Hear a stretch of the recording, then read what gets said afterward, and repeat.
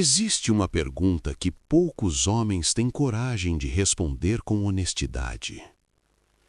Quem você se torna quando ninguém sabe que é você?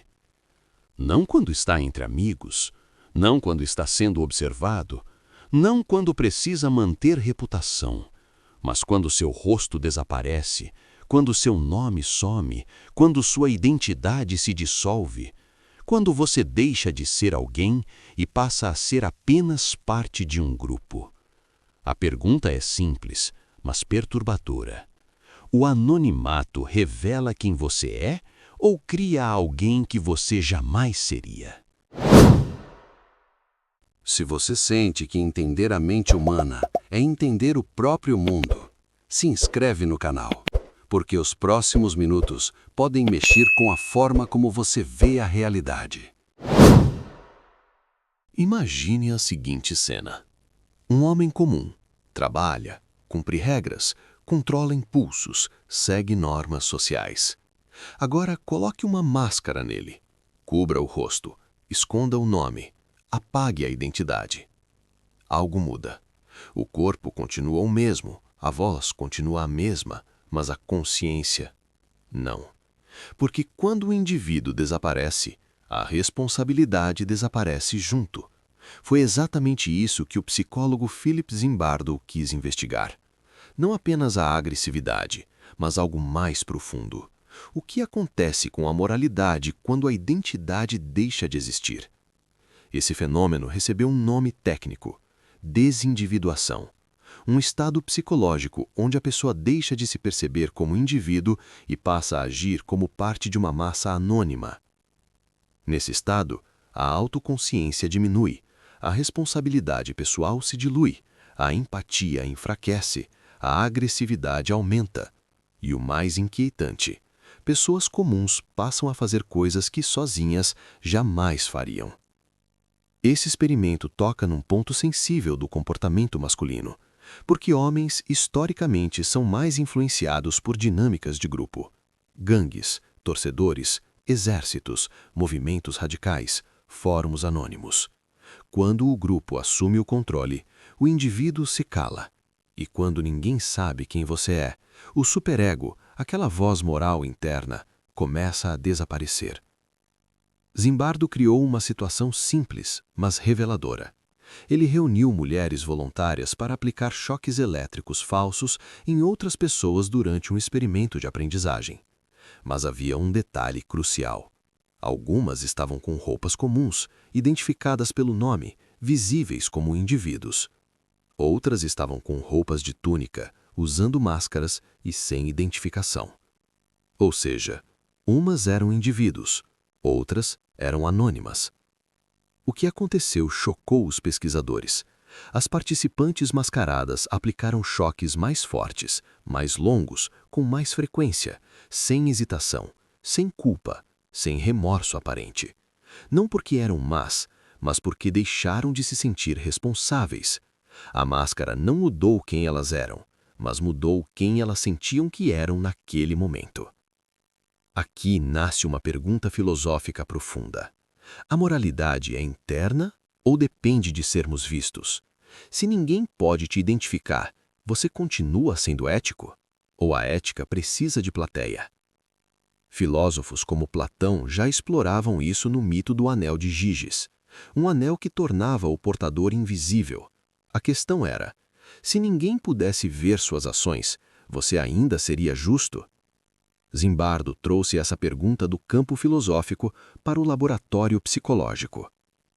Agora vem a parte mais atual e talvez mais desconfortável, porque hoje as máscaras não são físicas, elas são digitais.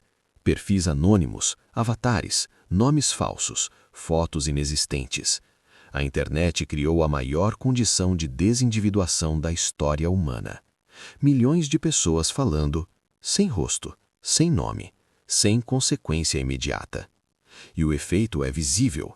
Mais agressividade, mais discursos de ódio, mais desumanização, menos empatia. Não porque a internet cria monstros, mas porque remove freios morais. Existe algo específico no comportamento masculino sob anonimato.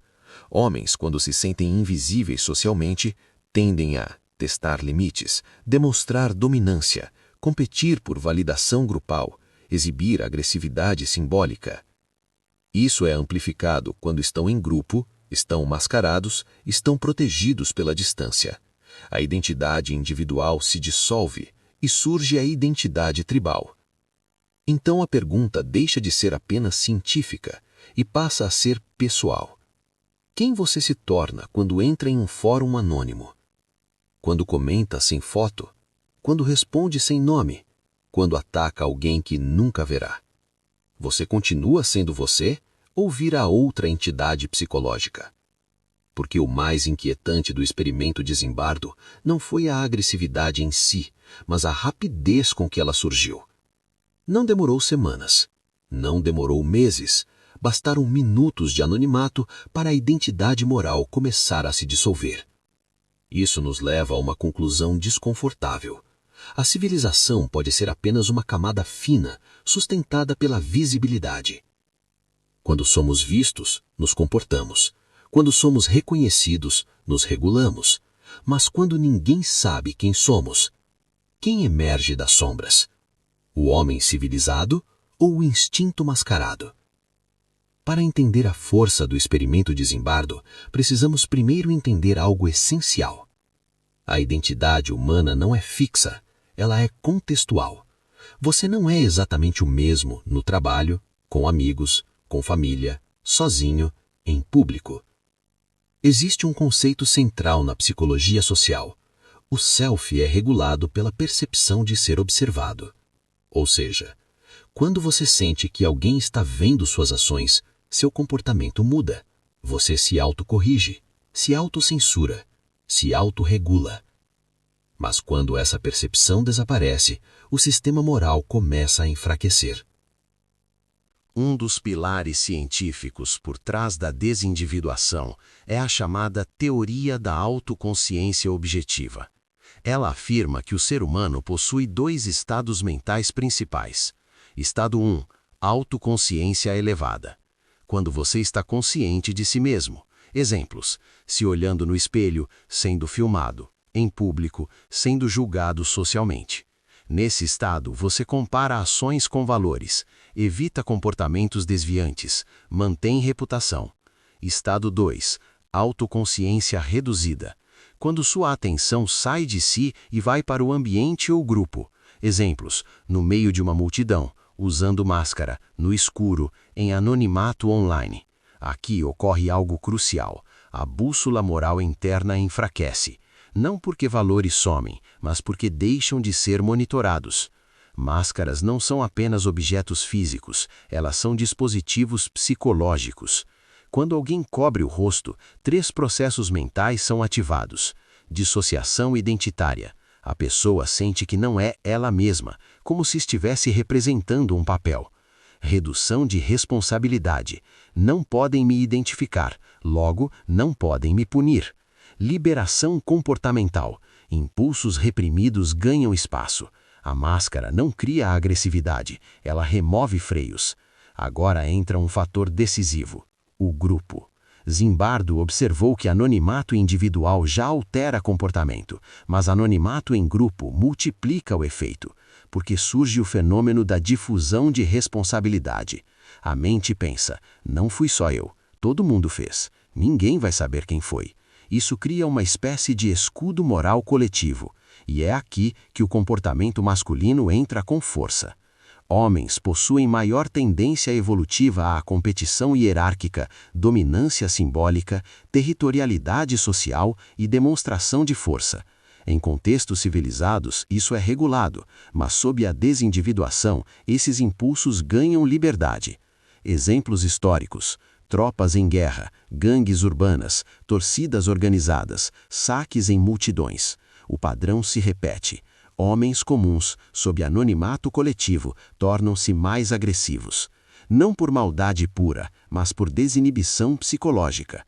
Estudos neuropsicológicos indicam mudanças reais quando a identidade é ocultada. Regiões envolvidas: córtex pré-frontal, responsável por controle inibitório, tomada de decisão moral e avaliação de consequências. Sob anonimato, sua atividade diminui. Sistema límbico, ligado a impulsos, emoções primárias e reações instintivas. Sob anonimato, sua influência aumenta. Resultado: menos razão, mais impulso.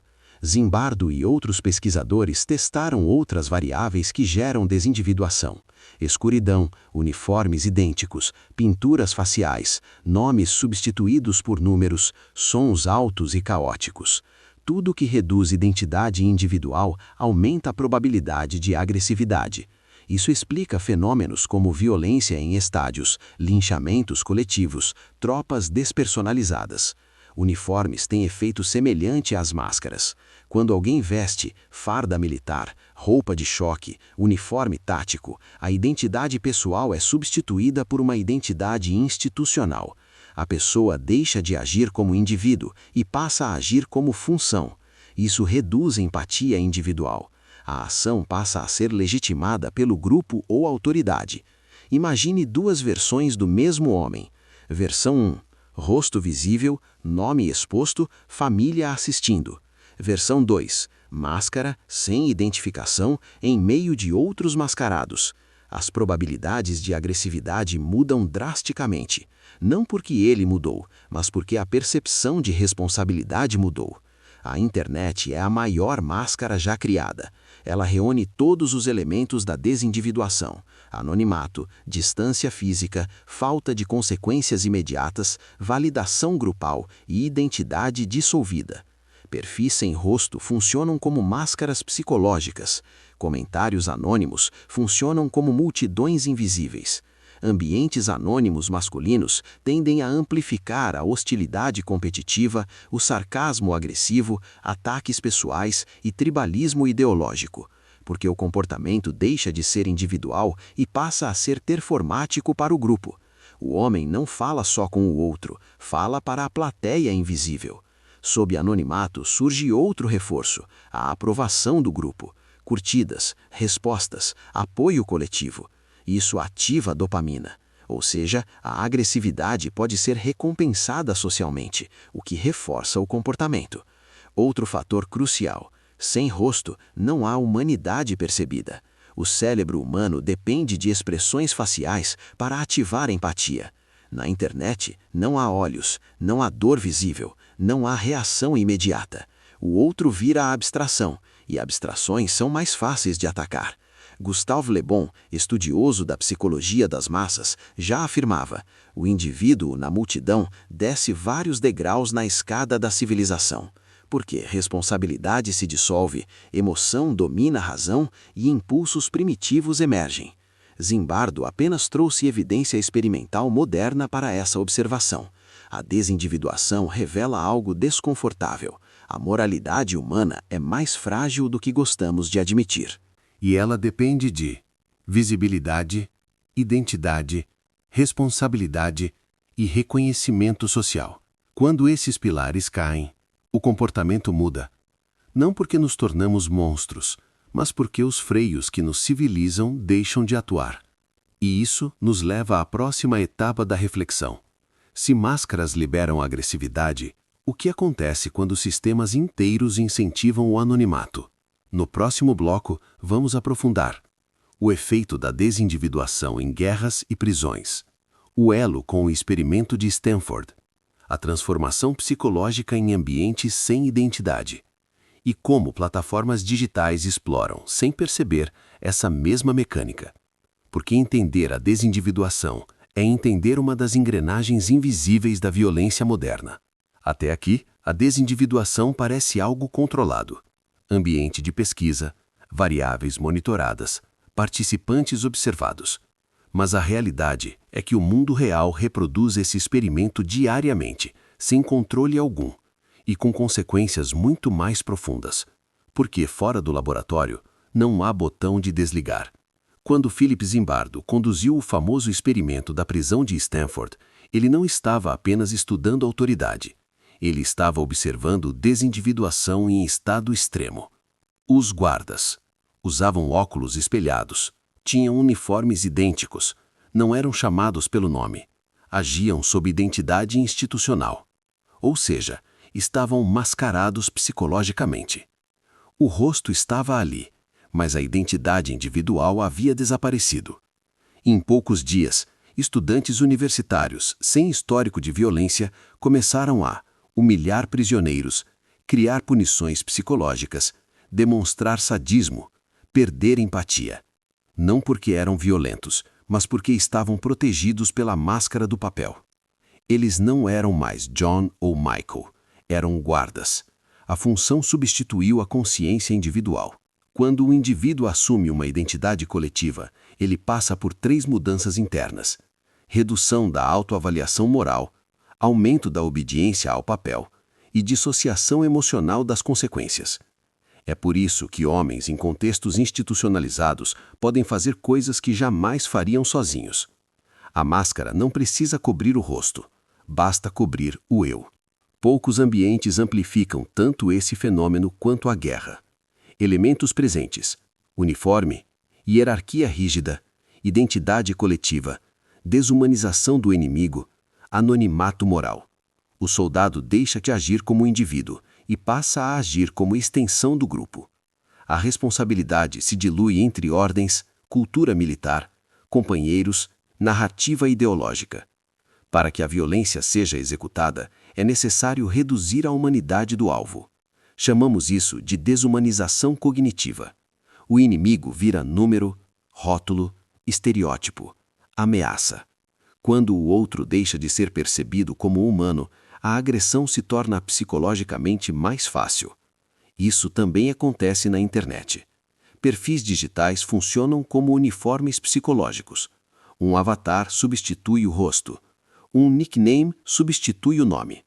Isso cria distância emocional. E essa distância reduz empatia. O outro vira texto na tela, não pessoa. Na internet, a mente ativa um script inconsciente. Não há consequências reais. Mesmo quando há moderação, a sensação de impunidade permanece. Isso cria liberdade comportamental ampliada. É a mesma lógica da máscara física. Se não podem me identificar, posso agir sem freios. Existe um fenômeno curioso. Pessoas tímidas offline tornam-se agressivas online, porque o medo social desaparece. Sem julgamento visual, sem risco físico, sem exposição de identidade, surge uma coragem artificial. Mas não é coragem real, é desinibição mascarada. Entre homens surge outro fator, a necessidade de validação hierárquica. Comentários agressivos muitas vezes não são dirigidos à vítima, mas ao grupo observador. É uma exibição de força simbólica. Exemplos: humilhar alguém publicamente, fazer piadas cruéis, demonstrar superioridade intelectual, ridicularizar fraqueza alheia. Tudo isso gera status tribal. Quando um ataque recebe curtidas, risadas, apoio, o cérebro registra recompensa. A dopamina reforça o comportamento. Ou seja, a agressividade vira estratégia social recompensada. Isso cria ciclos de radicalização comportamental. Redes sociais, fóruns e jogos online compartilham elementos: anonimato parcial, multidões simultâneas, identidade simbólica, competição social. São ambientes perfeitos para desindividuação. A pessoa entra como indivíduo e sai como personagem. Quando um ataque coletivo começa, outros entram sem reflexão. Isso ocorre porque a responsabilidade é diluída. A ação já está legitimada. O risco individual é baixo. É o linchamento psicológico moderno. Sem contato físico, mas com impacto emocional real. Existe uma inversão fascinante. A máscara não apenas oculta, ela revela. Revela impulsos reprimidos, revela sombras psicológicas, revela agressividades não expressas. Carl Jung chamaria isso de a manifestação da sombra. Partes da psique que ficam escondidas sob normas sociais, mas emergem quando o ego perde controle. Aqui surge a reflexão central. A moralidade humana é intrínseca ou dependente de vigilância? Se precisamos ser vistos para agir bem, então o bem é escolha ou condicionamento social? A máscara nos força a encarar essa pergunta. Quando homens se sentem não observados, comportamentos mudam em 3 direções possíveis. 1. Mais agressividade. 2. Mais impulsividade. 3. Mais autenticidade reprimida. Nem sempre é negativo, mas frequentemente é mais bruto, porque o filtro social desaparece. Nunca na história houve um experimento de desindividuação tão massivo quanto a internet. Bilhões de pessoas, interagindo sob identidades reduzidas, sem contato visual, sem responsabilidade imediata. É Stanford em escala planetária, só que sem supervisão. Essa dinâmica gera efeitos profundos. Dessensibilização à dor alheia, normalização de humilhação pública, radicalização ideológica, polarização emocional. A máscara não só muda comportamento, ela muda a percepção de realidade. Curiosamente, quando a identidade é revelada, o comportamento muda instantaneamente. Pessoas que eram agressivas tornam-se cautelosas. Isso confirma, não é apenas quem somos, mas o quanto somos responsabilizados. A desindividuação não é um fenômeno isolado. Ela atravessa guerras, prisões, multidões, estádios, plataformas digitais. Sempre que identidade se dissolve, a moral enfraquece. Sempre que responsabilidade se dilui, impulsos emergem. A máscara não cria violência. Ela remove o espelho que nos impede de agir sem consciência. E isso nos leva ao ponto final da reflexão. Se o anonimato revela sombras, como podemos manter consciência moral mesmo sem sermos observados? É isso que vamos fechar na conclusão. A reconstrução da responsabilidade interna, a ética sem vigilância, a maturidade masculina sob anonimato e o desafio de permanecer humano mesmo mascarado. Existe uma última pergunta que permanece depois de tudo o que vimos, talvez a mais desconfortável de todas. Se retirarmos o nome, o rosto, a reputação, o julgamento social, o que sobra de você? Essa pergunta não é apenas de psicologia, é sobre caráter. A desindividuação revelou algo que muitos prefeririam não saber. A moralidade humana é parcialmente sustentada pela visibilidade. Nós nos comportamos melhor quando sabemos que estamos sendo vistos, controlamos impulsos, moderamos linguagem, evitamos agressividade. Mas quando a vigilância desaparece, a autoconsciência precisa assumir o controle sozinha, e nem todos conseguem sustentar isso. Existe uma distinção fundamental aqui: homens guiados por vigilância e homens guiados por consciência. Os primeiros precisam ser observados para agir corretamente. Os segundos mantêm ética mesmo no anonimato. Isso é maturidade psicológica, porque o verdadeiro caráter não se revela sob luz, mas sob escuridão. Quando ninguém sabe quem somos, partes reprimidas da psique ganham espaço. Raiva acumulada, frustrações não resolvidas, desejo de dominância, necessidade de validação. A máscara não cria essas forças, ela apenas remove o filtro social que as continha. Por isso, o anonimato é tão revelador. Ele expõe o que está mal resolvido internamente. Então surge uma reflexão direta ao homem moderno. Você precisa ser visto para ser ético? Ou a sua consciência é suficiente? Porque maturidade não é ausência de impulsos, é capacidade de regulá-los sem supervisão. Nunca fomos tão testados nesse aspecto quanto agora. A internet transformou o anonimato em rotina. Comentários, fóruns, jogos, perfis alternativos.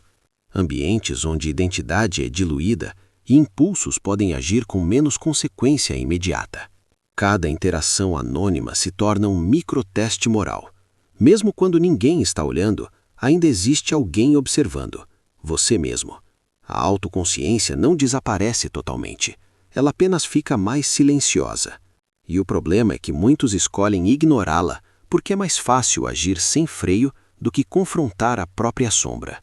Quando a desindividuação vira rotina, a agressividade se normaliza. Ataques viram humor, humilhações viram entretenimento, desumanização vira linguagem comum. Isso não só afeta quem recebe, mas transforma quem pratica, porque cada ato repetido reforça circuitos internos de comportamento. Caráter não se perde de uma vez. Ele se desgasta em pequenas concessões. Um comentário agressivo aqui, uma humilhação ali, uma desumanização acolá. Sempre sob a justificativa, ninguém sabe que fui eu, mas você sabe. E isso molda quem você se torna fora da máscara também. O antídoto para a desindividuação não é vigilância constante, é autoconsciência fortalecida. É agir eticamente mesmo quando não há plateia, não há punição, não há reconhecimento. Isso é integridade. Quando identidade e comportamento permanecem alinhados, mesmo no anonimato. Curiosamente, voltamos ao experimento anterior da série, o do espelho, porque mesmo sem reflexo físico, existe um espelho psicológico interno. A pergunta é: você evita olhar para ele ou sustenta o próprio olhar? Homens emocionalmente desenvolvidos apresentam um padrão diferente sob anonimato. Não precisam atacar para validar força, não precisam humilhar para afirmar posição, não precisam desumanizar para pertencer, porque a identidade deles não depende de aprovação de grupo. Eles permanecem indivíduos, mesmo dentro da multidão. A de-individuação dissolve o eu, mas a consciência o reconstrói.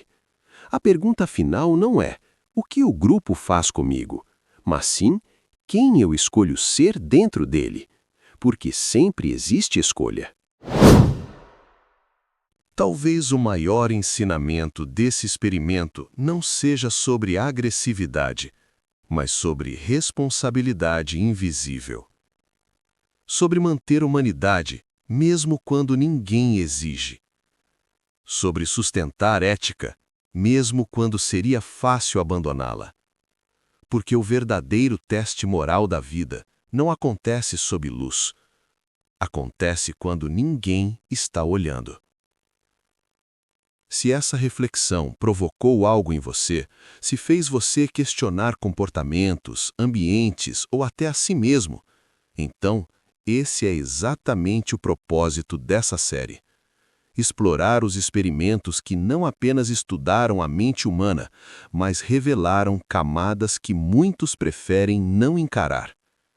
Se você quer continuar mergulhando nesses estudos psicológicos, filosóficos e comportamentais que expõem o lado oculto da mente, considere se inscrever no canal, porque os próximos episódios aprofundam ainda mais essas forças invisíveis que moldam quem somos, especialmente quando acreditamos que ninguém está observando.